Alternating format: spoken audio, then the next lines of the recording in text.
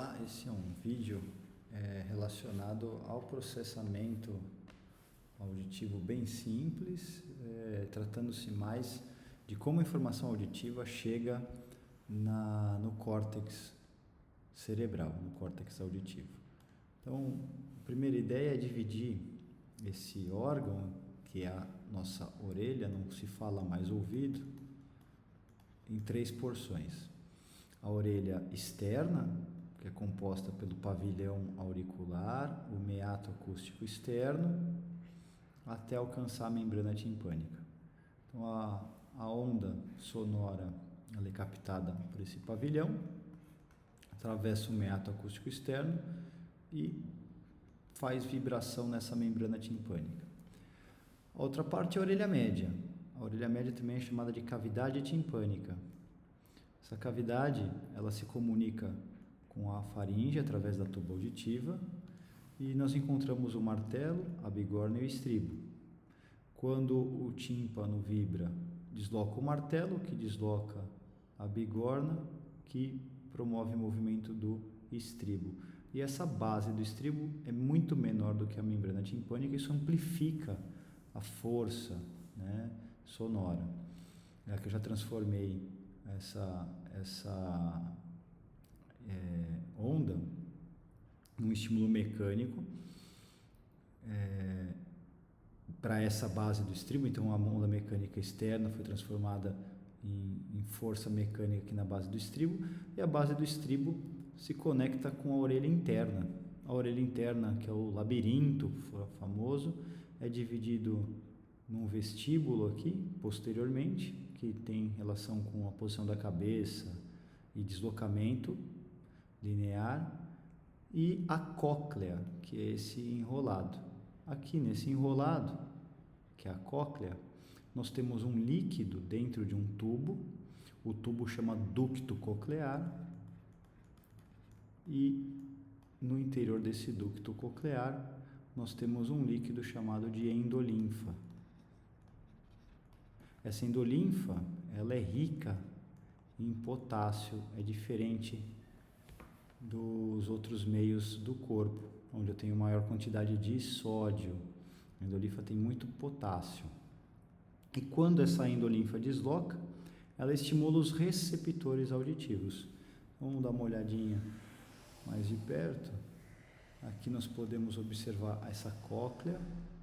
A cóclea tem 2 voltas e 2/3 de volta, chega no ápice, e aqui nesse ápice da cóclea, aquela onda que o estribo fez deslocou um líquido chamado de perilinfa.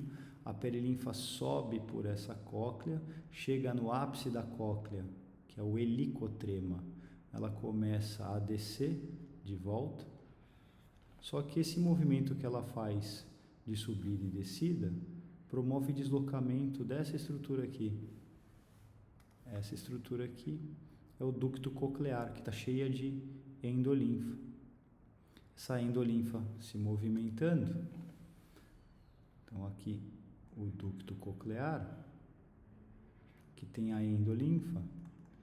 Quando essa endolinfa se desloca, eu tenho o movimento dessa membrana que está acoplado a esses cílios desse epitélio receptor.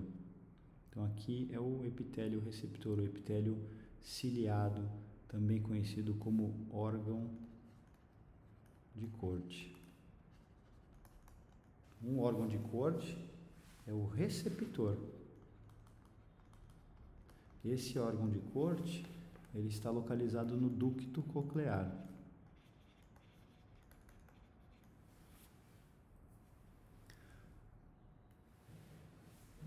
Conforme vai movimentando esse órgão, pelo deslocamento da endolinfa, aqui que vocês podem ver, aquela membrana se desloca, está aderida aos cílios, e na hora que esses cílios se movem, eu tenho abertura mecânica, o cílio se moveu, eu tenho abertura dos canais de potássio, eles estão ligados, o potássio entra.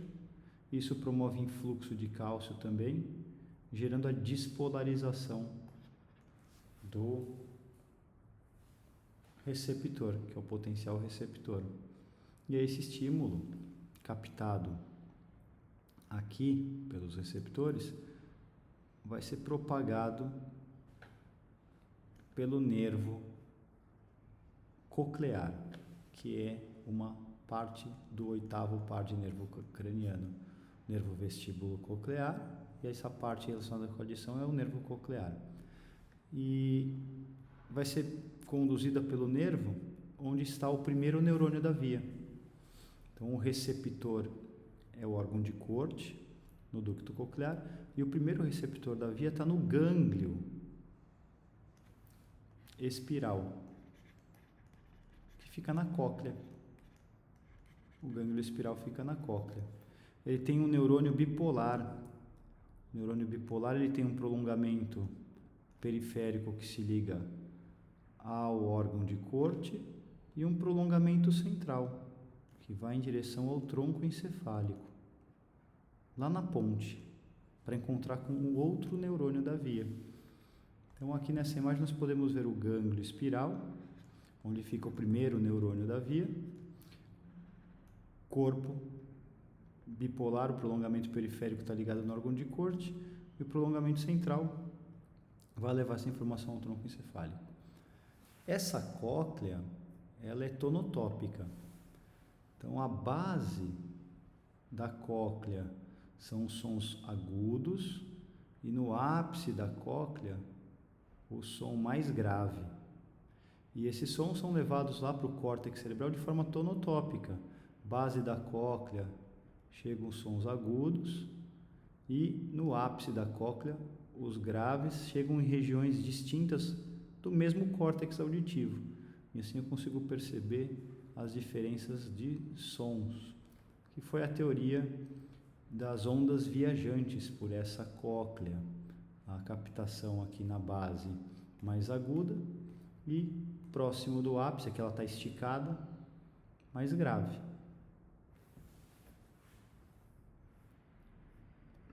E a via auditiva, ela é uma via que no livro do Ângelo Machado descreve com 4 neurônios. Na maior parte dos livros de fisiologia, nós encontramos essa via com 5 neurônios. Então, é uma via com uma grande quantidade de neurônios. É uma via bilateral. Ela vai subir pelos 2 lados. Vou fazer a descrição usando os 5 neurônios. Então, começaria assim. O receptor, que é o órgão de Corte, quando a endolinfa se movimenta, se desloca, esse receptor despolariza e eu tenho o nosso primeiro neurônio da via atuando. O primeiro neurônio da via está lá no gânglio espiral. Então, eu vou pôr neurônio 1, vou marcar aqui gânglio espiral.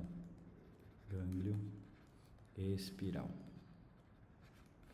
Esse neurônio é um neurônio bipolar, o prolongamento chega lá naquele epitélio ciliado e o prolongamento central ele vai ser conduzido pelo nervo vestíbulo coclear, pela parte coclear desse nervo, até os núcleos na ponte, que são os núcleos cocleares.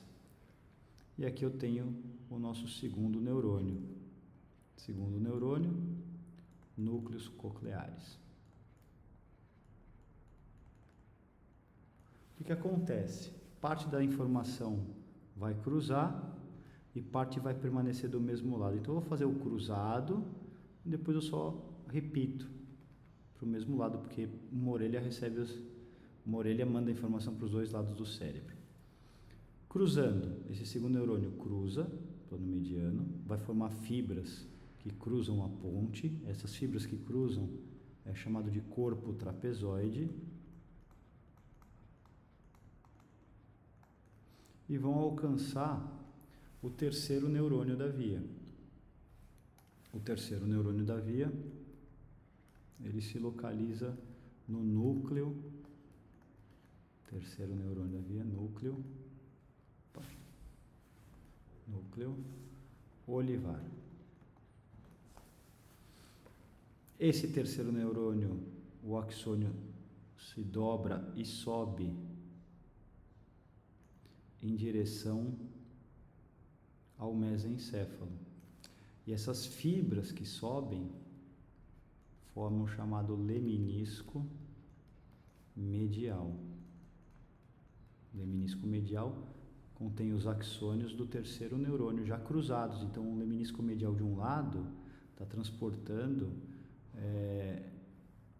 o que a orelha do lado oposto ouviu, mas também vai transportar fibras que a orelha de mesmo lado, a gente vai ver isso. Então, sobe o leminisco medial e chega no colículo inferior do tronco encefálico, lá do mesencéfalo. Colículo inferior tem o quarto neurônio da via. O axônio desse quarto neurônio atravessa o braço do colículo inferior e alcança o tálamo, ou a gente pode chamar de metatálamo. Ele vai alcançar o corpo geniculado medial, que para alguns autores é metatálamo, para outros faz parte do tálamo, é o quinto neurônio no corpo geniculado medial. Esse quinto neurônio, corpo geniculado medial, o seu axônio vai pela cápsula interna até o giro temporal transverso anterior. Giro temporal transverso anterior, que é justamente a área primária de projeção cortical auditiva, a área 41-42 de Brodmann. Isso se repete do outro lado. O neurônio 2, ele manda informações para o núcleo olivar, do mesmo lado. Esse núcleo olivar, ele se inflete e sobe pelo leminisco medial de mesmo lado, até o colículo inferior, terceiro para o quarto neurônio. Colículo inferior, quarto neurônio, se projeta até o corpo geniculado medial, e do corpo geniculado medial para o giro transverso, temporal transverso anterior, que é a área cortical. Então, o leminisco tem fibra dos dois lados, é uma via bilateral, com muitos neurônios. Muitos neurônios a ponto de, o que eu mostrei agora, foi esse caminho. Os receptores lá na cóclea mandam a informação do gânglio espiral para os núcleos cocleares, núcleo olivar, do núcleo olivar colículo inferior tálamo, que é o corpo geniculado medial, córtex auditivo.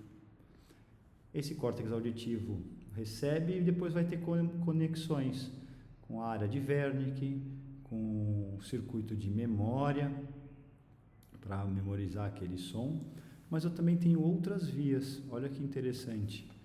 Eu tenho dos núcleos cocleares, a informação pode ativar neurônios da formação reticular do tronco encefálico, e essa informação seguir por outros caminhos, como chegar em núcleos do tálamo, que são núcleos não específicos talâmicos, e promover no córtex uma ativação despertando a pessoa, tornando a pessoa consciente. A via auditiva, ela pode ser estimulada durante o sono e fazer com que a pessoa desperte. E às vezes, dependendo da música, ela é incorporada no sono e a pessoa acha que sonhou com aquela música, mas ela estava no ambiente sendo captada. Essa informação do tálamo pode seguir para o córtex límbico, que vai fazer também essa ativação. O sistema límbico pode ativar ou despertar, mas ele também está correlacionado com as emoções, o córtex límbico. Então é o som que tem algum fundo sentimental ou emocional, como por exemplo a música que tocou no casamento, que marcou aquela pessoa. Ou do tálamo para o hipotálamo, eu posso ter também o córtex emocional ativado pelo hipotálamo, gerando atividades viscerais. Por exemplo, a música do filme de terror do Tubarão, que quando eu escutei, chegou no córtex auditivo, eu lembrei dessa música, ativou minha formação reticular, tálamo, que ativou o hipotálamo, córtex límbico, eu estou atento, mesmo que eu não estou na água, eu fico atento, vai que é um sharknado, um tubarão voando, e ativa do hipotálamo centros do controle visceral, eu posso ter taquicardia, dilatação pupilar, reflexos relacionados com luta e fuga, assim como liberação de alguns hormônios. Ou seja, a via auditiva é uma via muito difusa pelo sistema nervoso, e um fato interessante é que ela começa a funcionar já na vida intrauterina, ela já começa a se desenvolver e o feto já tem percepção de sons acontecendo. Bom, era esse o conteúdo.